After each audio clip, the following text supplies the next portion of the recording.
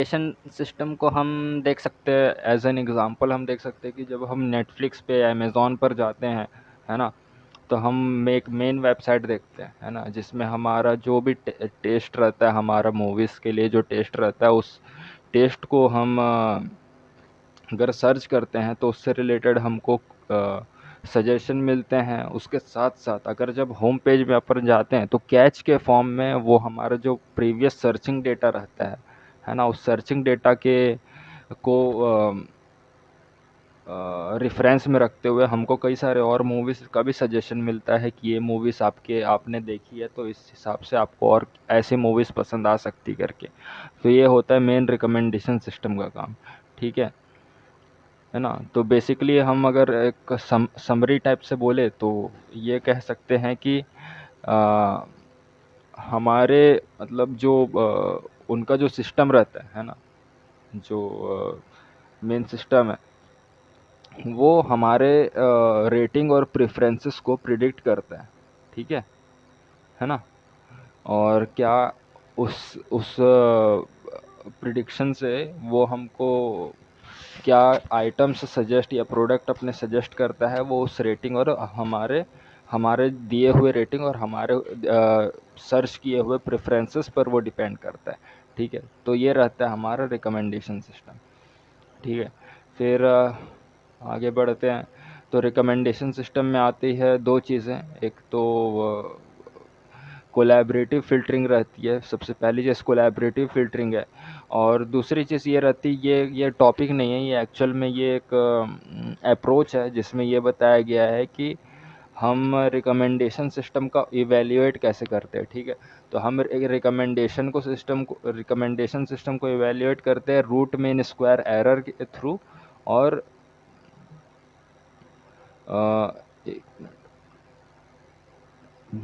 Root mean square error के through और mean absolute percentage error के थ्रू हम रिकमेंडेशन सिस्टम को एवेल्यूएट करते हैं। ठीक है, तो जिसका रूट मीन स्क्वायर एरर कम आएगा, है ना, वो सिस्टम हमारे लिए अच्छा है। जिसका मीन एब्सोल्यूट परसेंटेज एरर कम आएगा, वो सिस्टम हमारे लिए बहुत बेहतरीन है।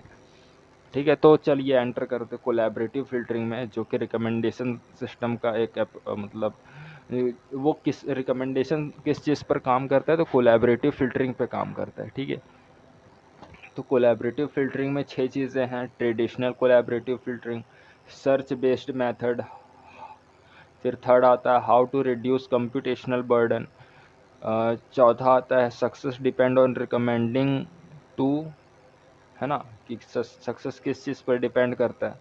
ठीक है, और आइटम फिर उसके बाद फिफ्थ नंबर पर हम बात करेंगे आइटम कोलैबोरेटिव फ़िल्टरिंग, और लास्ट में लिमिटेशंस है। ठीक है, तो सबसे पहले हम जाते हैं ट्रेडिशनल कोलैबोरेटिव फ़िल्टरिंग पर। ठीक है, ट्रेडिशनल कोलैबोरेटिव फ़िल्टरिंग में भी 3 चीज़ें हैं। सबसे पहली चीज़ ये है कि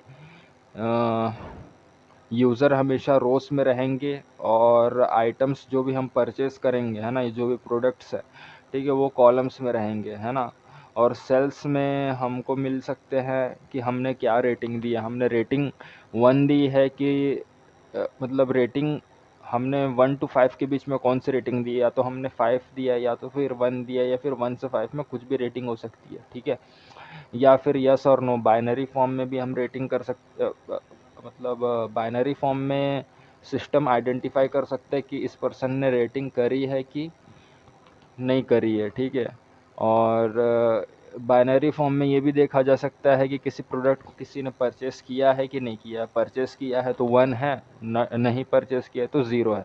ठीक है, या फिर उस सेल्स में हम ये भी डिफाइन कर सकते हैं कि कितने नंबर ऑफ आइटम्स हमने खरीदे। ठीक है,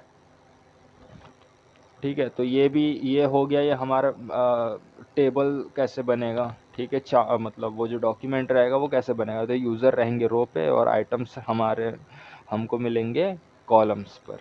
ठीक है, फिर नेक्स्ट हम देखते हैं कि जैसे ही हमारा डेटा बन जाता है ना, मैट्रिक्स फॉर्म में बन जाता है, तो उसके बाद हम डिस्टेंस कैलकुलेट करेंगे। हर पॉसिबल जितने भी यूज़र्स हैं उनके बीच का डिस्टेंस हम कैलकुलेट करेंगे। ठीक है, तो डिस्टेंस कैलकुलेट करने के लिए बहुत सारे तरीके रहते हैं। हमारा बेसिकली क्या रहता है, यूक्लिडियन डिस्टेंस रहता है, मैनहट्टन डिस्टेंस रहता है और महालनोबिस डिस्टेंस रहता है। ठीक है, इसमें और ऐड कर दिया गया तो क्या देखा गया, कोसाइन बेस्ड सिमिलैरिटी और कोरिलेशन बेस्ड सिमिलैरिटी।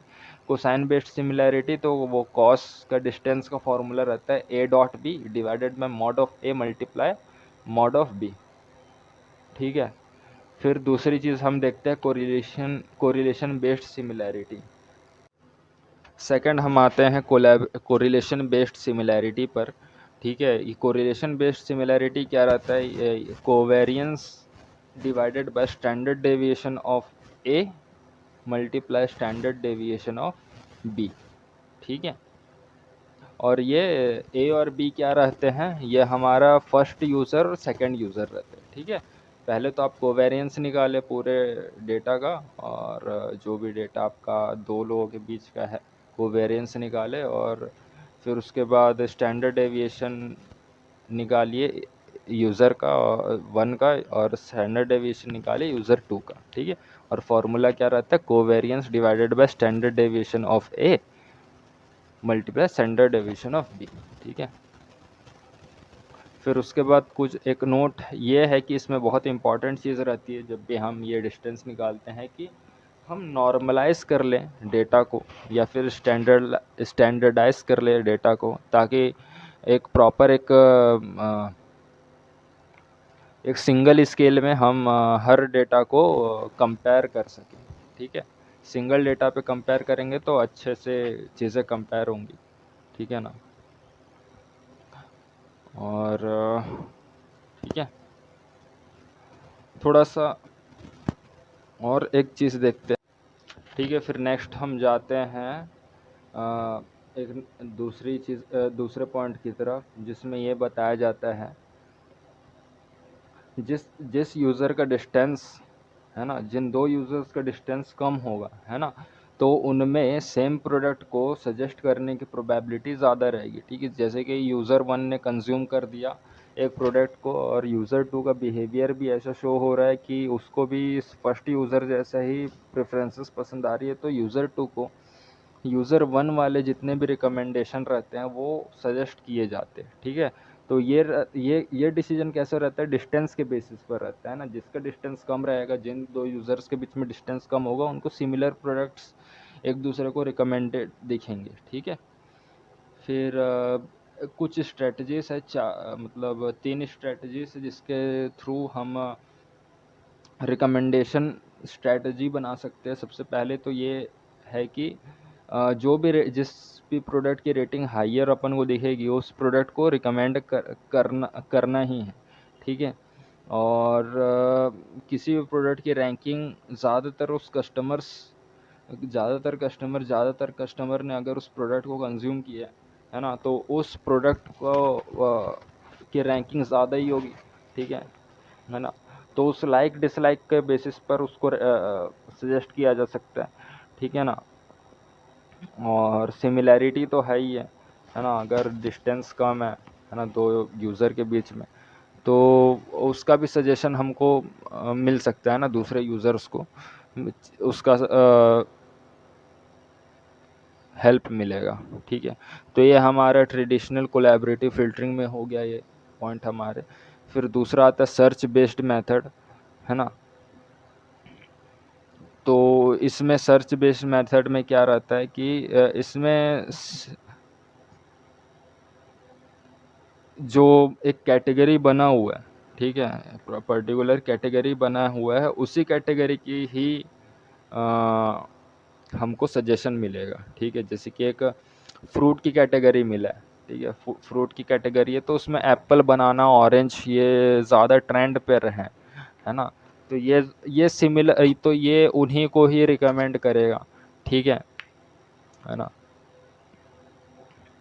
तो फ्रूट्स में फ्रूट्स को आप सर्च कर सकते हैं, है ना, ग्रॉसरीज में ग्रॉसरीज ही सजेशन आपको मिलेगा, स्टेशनरी में स्टेशनरी का ही आपको सजेशन मिलेगा, है ना, तो जो आप सर्च करते हो वही आपको सजेशन में मिलता है। ठीक है, तो ये हो गया सर्च बेस्ड मेथड। ठीक है, फिर नेक्स्ट आता है हम बात करेंगे कंप्यूटेशनल बर्डन कैसे हम रिड्यूस करें कोलैबोरेटिव फिल्टरिंग में। ठीक है। तो इसमें बोल रहा है कि आप रैंडमली सेलेक्ट करो, सैंपल करो उस कस्टमर